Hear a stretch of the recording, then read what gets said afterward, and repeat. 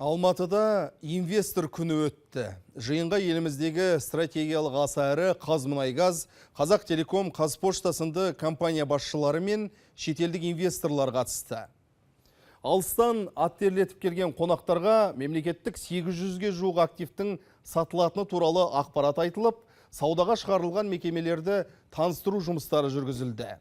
Басқосуда болған алматылық тілшіміз Алмас Сәдуақас сөйлейді.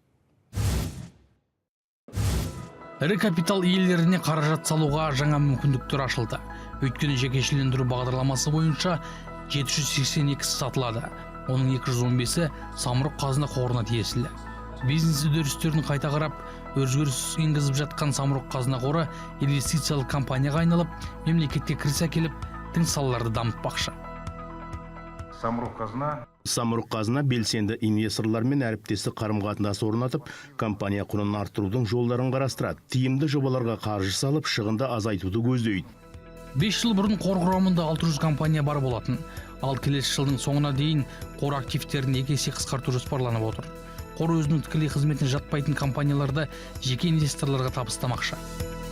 Мысалы, жекешелендіру бағдарламасына қатысу арқылы жоғары санатты мынандай көлік логистикалық орталықтың меншік иесі атануға болады.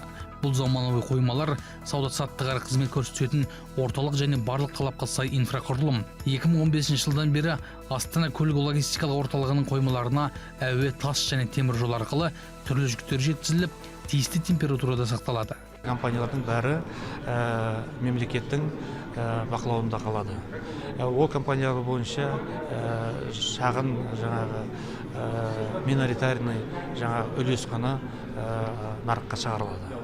Сондықтан бұндай үлкен компаниялар ол только квазигоссектор мемлекеттің бақылауында болады.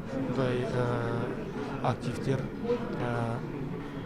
сатылардың алдында келісім шартқа қол қойылады. Жұмысшылардың санын азайтпау туралы, олардың жалақысының деңгейін төменге түсірмеу және мынау профильді өзгертпеу туралы сондай талаптарды инвесторлар қол қойып ертең өздерінің мойнына алады. Сондықтан жекешелерге шығарылған активтердің ертең жұмыссыз қаламыз, жұмыс бос қалады деген ондай қатер жоқ. Қайта жекешелендірген компаниялар бүгінгі жағдай көрсетіп отыр.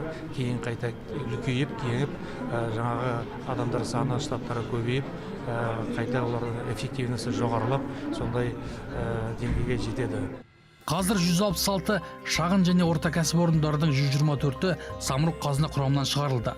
Қалғандары Қаржы министрлігінің ресми сайтында ешқандай кедергісіз әрі шектеусіз ашық саудаға салынады. Ал қалған 49 ірі актив IPO арқылы немесе 2 кезеңдік байқау бойынша және тікелей сатылады. Инвесторларды тартатын компаниялар бойынша көп мәлімет бердік. Олардың ішінде үлкендері де бар, шағындары бар, кішілері бар.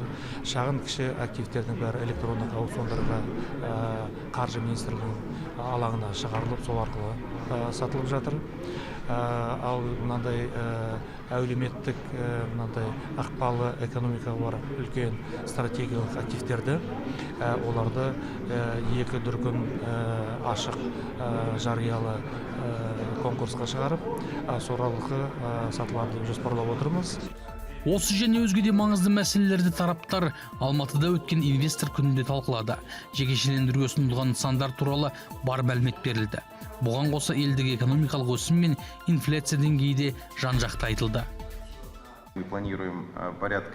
Елімізде экономикалық өсім 2,5% болады деп ойлаймыз. Дегенмен өткен жылдары инфляция деңгейі 6-8% аралығында қалып отыр. Жұмыссыздық деңгейі 4,9%-ға төмендеді. Бұл жақсы нәтиже. Сонымен қатар тағы бір маңызды мәселе. Ол халықтың жеке табысы қазір 3,8%-ға өсті. Өткен жылы еліміздегі жалпы инвестиция көлемі 5,5 триллион теңгеге жетіп, өсім көрсеткіші 5,1%-ды құрады.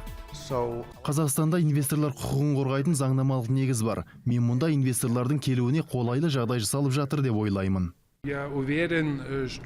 Дәл қазіргі кезде Қазақстанда жекешелендіру бағдарламасы белсенді жүріп жатыр.